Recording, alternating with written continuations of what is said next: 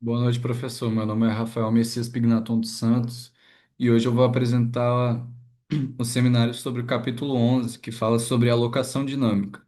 Aí eu vou compartilhar a tela para que o senhor consiga ver a apresentação dos slides.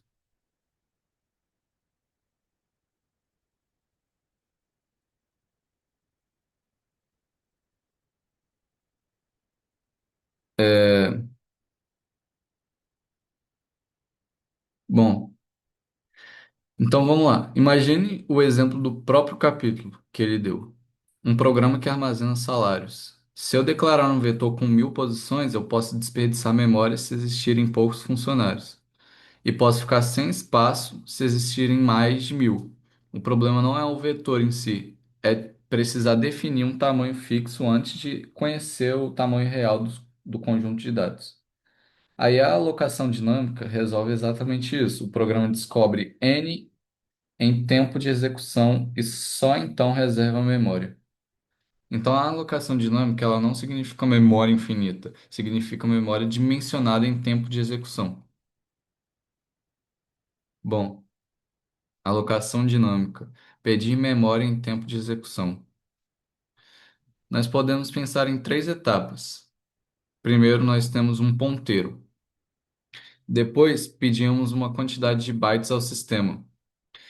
Se o pedido der certo, recebemos o endereço do início do bloco. A partir daí, esse ponteiro pode ser usado como a base do vetor, de um vetor.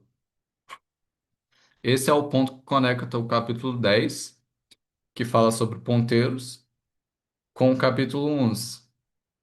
A memória é acessada por meio de um endereço guardado no ponteiro.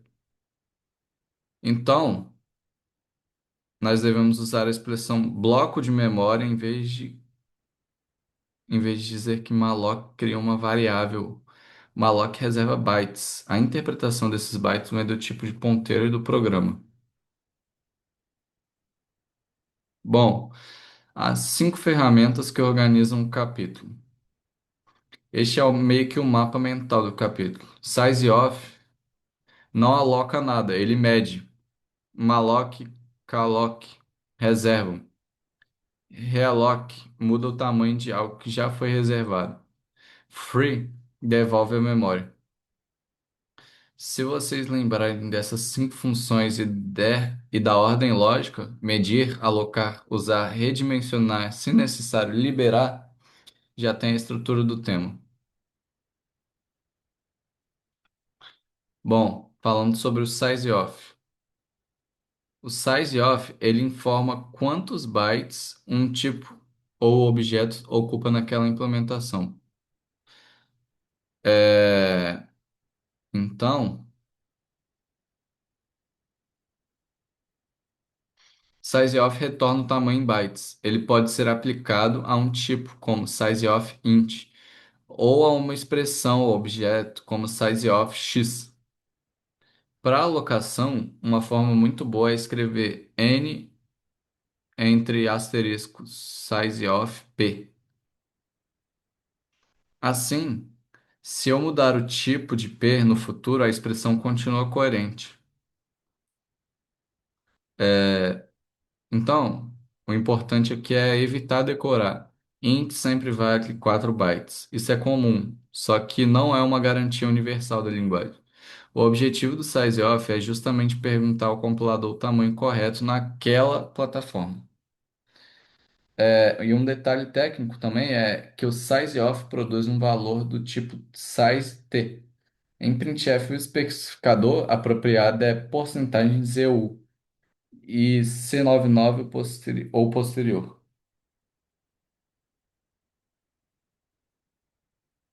Bom, malloc. Reservar um bloco de memória. Malloc recebe um número de bytes e retorna um ponteiro para o início do bloco. Aqui eu tenho n elementos e calculo o total como n vezes o tamanho de um elemento.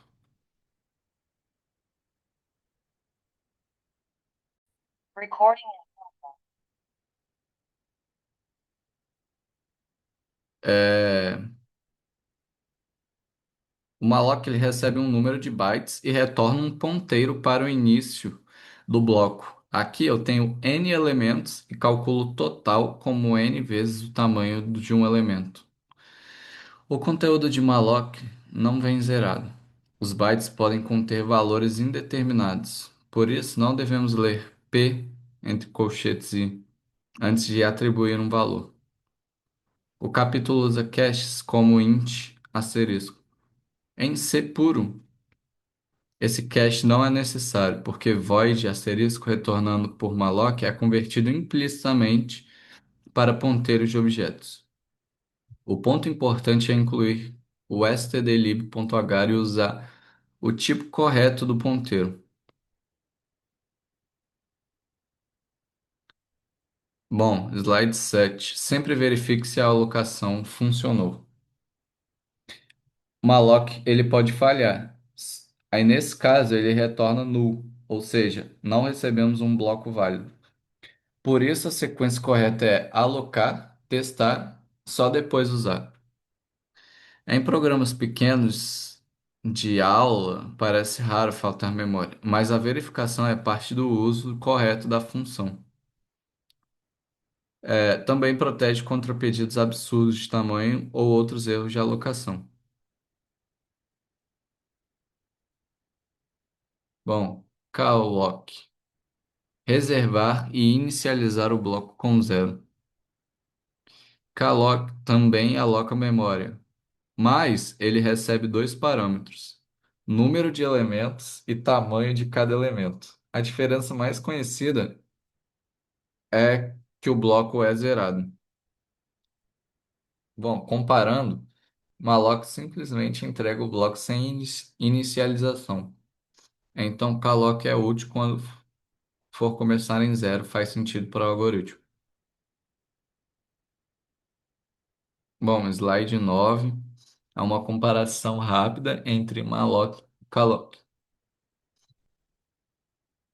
Essa tabela é um resumo. O malloc ele recebe o total de bytes. O calloc ele separa quantidade e tamanho. O malloc não inicializa. O calloc zera. Nas duas precisamos verificar null e liberar depois com free. Não existe uma função sempre melhor. A escolha depende do que o programa precisa fazer com o bloco.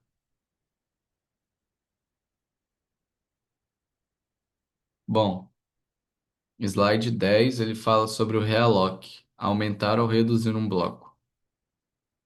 O realloc ele muda o tamanho de um bloco.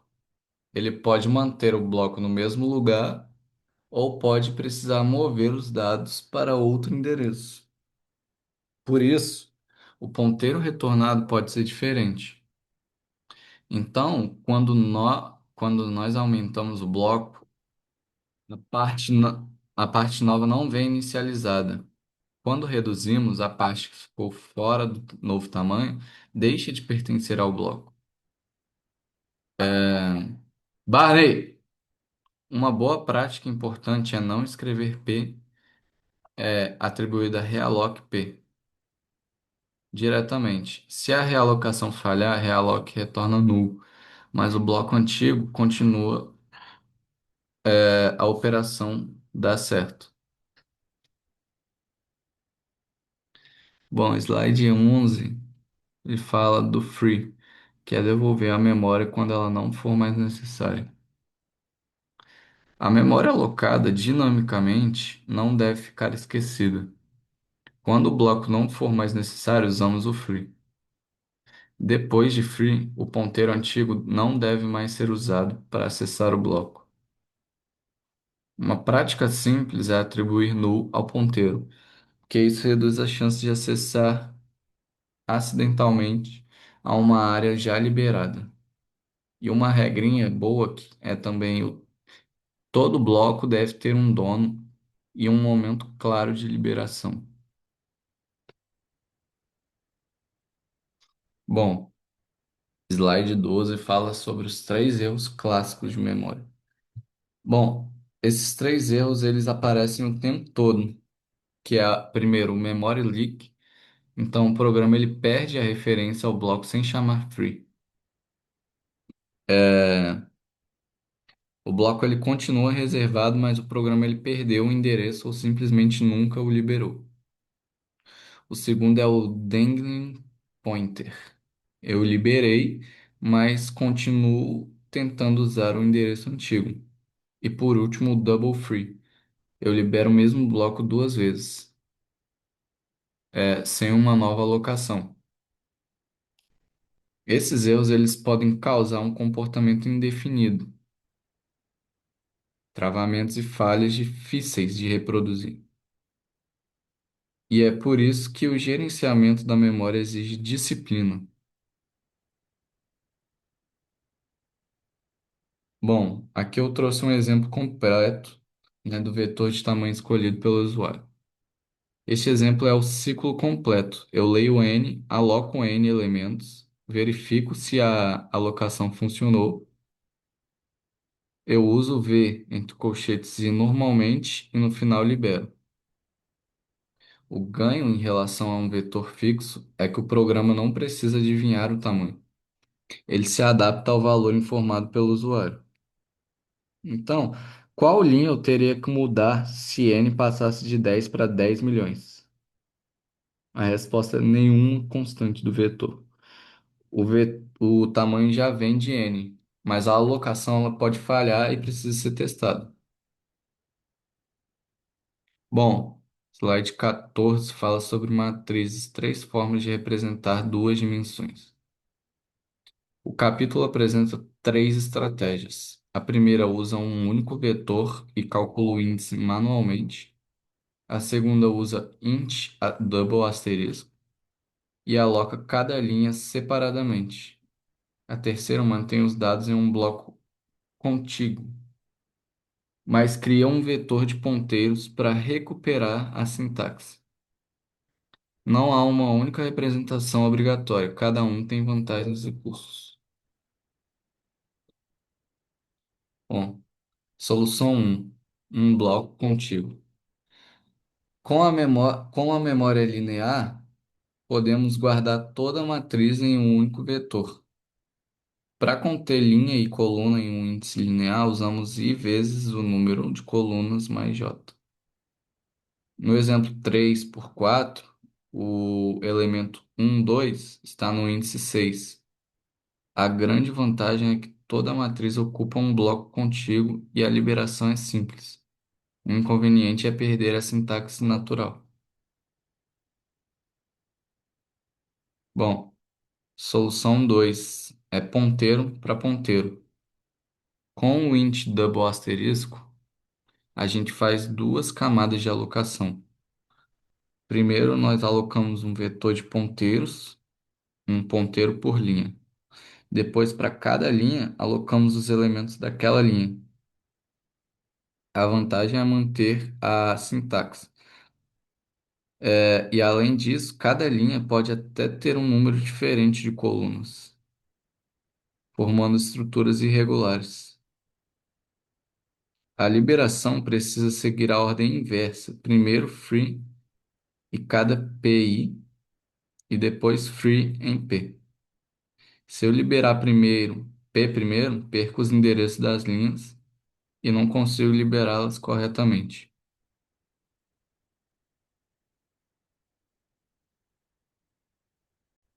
Recording in progress. Solução 2.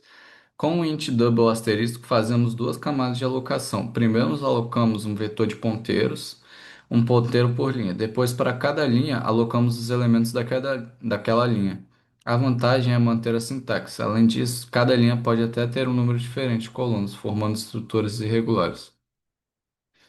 A liberação precisa seguir a ordem inversa. Primeiro free em cada PI, depois free em P. Se eu liberar P primeiro, perco os endereços das linhas e não consigo liberá-las corretamente. Terceira solução é alocar todos os dados em um único vetor V.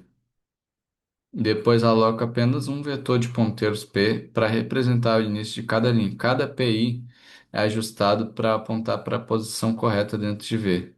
Assim, mantemos a sintaxe, mas os dados continuam contíguos. E a liberação apenas dois free. Um para V e outro para P. É uma solução elegante para matrizes retangulares. Bom, vamos lá. Cinco regras para não errar na locação dinâmica. Se eu tivesse que resumir o capítulo em cinco regras, seriam essas: calcular o tamanho com size off, testar null, não ler memória que não foi inicializada, usar realloc de forma segura e sempre liberar o que foi alocado. Pergunta final é: em qual momento o tamanho da memória dinâmica é decidido? Ou seja, em tempo de execução. E essa é justamente a principal diferença em relação a um vetor de tamanho fixo declarado diretamente no código. Então, a alocação dinâmica ela dá flexibilidade ao programa, mas transfere ao programador a responsabilidade de controlar o ciclo de vida da memória. Malloc, calloc, realloc e free são ferramentas. Sizeoff ajuda a calcular a quantidade correta, e os ponteiros são mecanismos que conectam o programa ao bloco.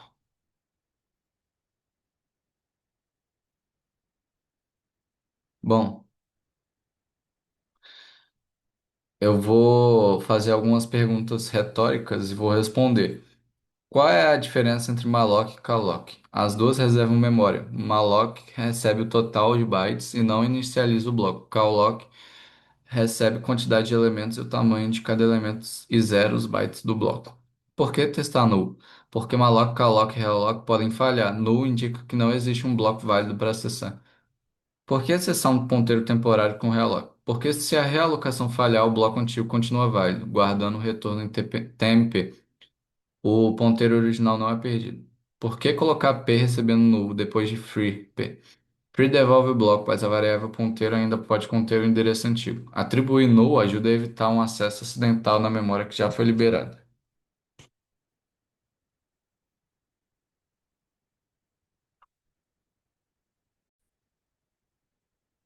Bom, exercício um.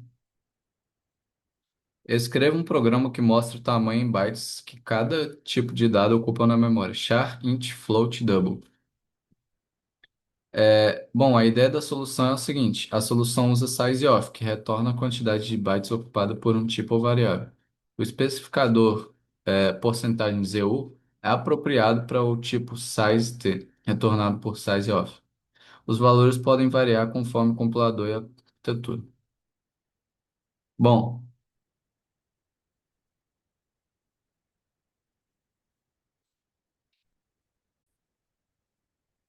exercício 2. Crie uma estrutura representando um aluno de uma disciplina, contendo matrícula, nome e nota de três provas. Mostre o tamanho em bytes dessa estrutura. Bom, aqui primeiro eu crio a estrutura aluno, né? Com matrícula, nome e três notas. Depois eu aplico o size off sobre o tipo struct aluno. O ponto interessante é que o resultado não precisa ser exatamente a soma matemática dos tamanhos dos campos, porque o compilador ele pode inserir espaços de alinhamento chamado paddings.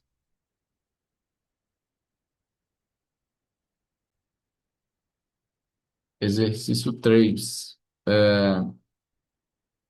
Crie uma estrutura cadastro com nome, idade e endereço. Faça uma função que receba n positivo. Aloque dinamicamente um vetor de n cadastros. Releia os dados dentro da função e retorne o ponteiro para esse vetor. Essa questão ela junta struct, ponteiros e malloc. A função recebe n e só continua se n for positivo. Depois eu aloco espaço para n estruturas cadastro. Como o malloc pode falhar, eu verifico se o ponteiro voltou null. Dentro da própria função, eu preencho cada posição do vetor e retorno o ponteiro. No final do programa, free devolve a memória ao sistema.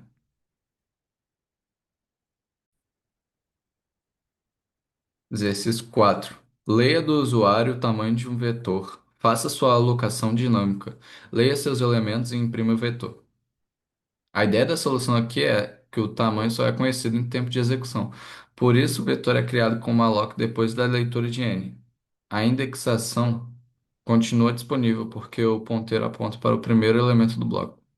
Bom, esse é o exemplo mais direto de alocação dinâmica. Em vez de declarar um vetor do tamanho fixo, Eu primeiro pergunto n ao usuário e depois reservo exatamente n inteiros. O ponteiro v pode ser usado com a mesma notação de colchetes de um vetor comum. Depois de imprimir os dados, eu libero a memória. Exercício 5. Leia um inteiro n positivo. Em seguida, leia um vetor v com n inteiros, exigindo que cada valor seja maior ou igual a 2. O vetor deve ser alocado dinamicamente. Nessa questão, a alocação é simples. O diferencial está na validação. Eu uso do while para impedir que n seja zero ou negativo. Só depois de ter um tamanho válido, faço uma lock. Na leitura do vetor, cada posição também fica dentro do while até receber valor maior ou igual a 2. Exercício 6.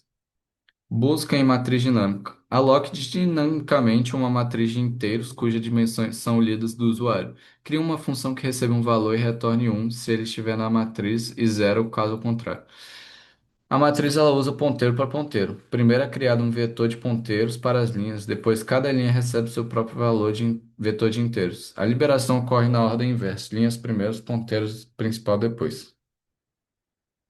Bom, aqui aparece a solução como int double asterisco. O primeiro malloc cria as linhas, isto é, o vetor de ponteiros. Dentro do for, cada ponteiro recebe memória para as colunas. A função buscar percorre todas as posições e retorna 1 assim que encontra o valor. Para liberar corretamente, faço free em cada linha e só depois em mate.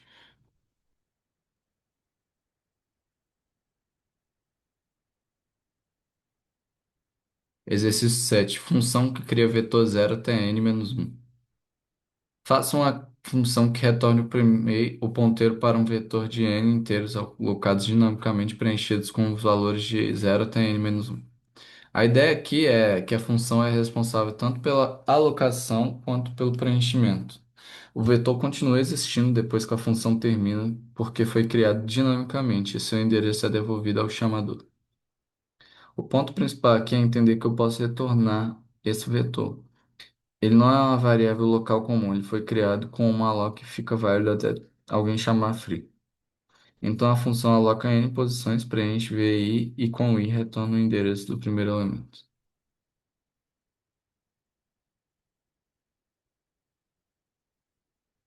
É, exercício 8. Função que retorna null para n inválido. Receba um n e retorne um vetor dinâmico de n inteiro. Se n for menor ou igual a zero, retorne um ponteiro nulo. Essa questão destaca o uso de null. Antes de alocar, eu verifico n. Se n for inválido, retorno null imediatamente. É, se n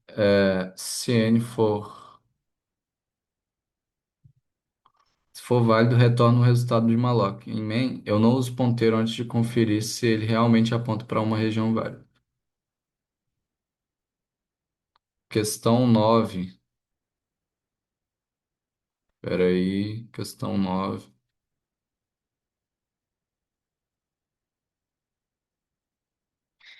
Questão 9. Crie uma função que receba uma string e retorne o ponteiro para uma nova string, alocada dinamicamente contendo a string original invertida. Como string em C termina com barra zero, eu não posso alocar apenas strlen caracteres. Preciso de mais uma posição. Depois percorro a string de trás para frente e monto a nova. No final coloco barra contra o barra zero. Contra a barra zero. Retorno o ponteiro e libero a nova string em main quando ela não é mais necessária.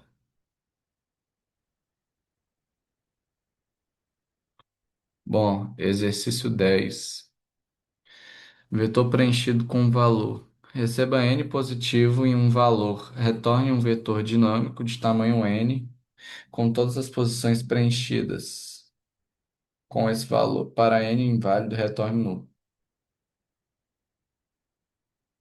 Essa questão junta duas ideias anteriores. Eu valido n, aloco o vetor e depois uso um for para colocar o mesmo valor em todas as posições. O retorno é o ponteiro do vetor.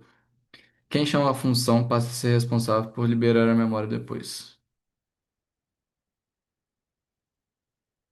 Exercício 11.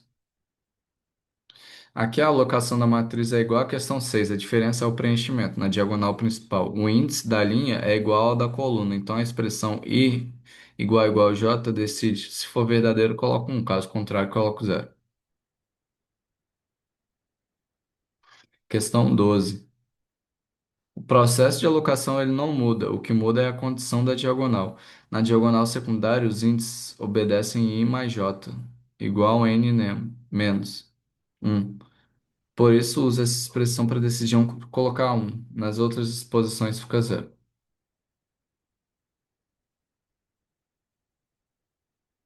Exercício 13. Para resolver essa questão, penso na posição de cada elemento em relação à diagonal principal. Se a linha e coluna são iguais, estou na diagonal e coloco 0. Se a coluna é maior que a linha, estou acima da diagonal e coloco 1. Caso contrário, estou abaixo e coloco menos 1. Exercício 14. A função recebe dois vetores de existente de tamanho n. Eu aloco um terceiro vetor c. Percorro os índices e faço a soma posição por posição. O vetor retornado é novo. Portanto, precisa de free quando o chamador terminar de usá-lo. Exercício 15. Essa questão é praticamente anterior. A estrutura de memória é igual. Eu aloco C com N posições. O que muda é a operação em cada índice. C recebe A vezes B. É importante dizer que isso é o produto elemento a elemento, não um produto escalar.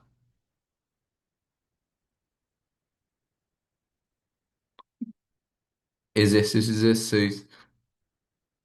Para cada linha da matriz eu preciso gerar uma posição de C. Então fixo e percorro J, acumulando A e J vezes B, J. Usei calllock para C começar zerado, porque eu vou somar vários termos em cada posição. No final, C tem elementos. Exercício 17. Nessa questão, eu preciso tomar cuidado com a ordem dos índices. BJ representa a coluna J. Então, eu fixo a coluna no laço externo e percorro todas as linhas no laço interno, somando A e J. O calllock deixa todas as somas começando em zero.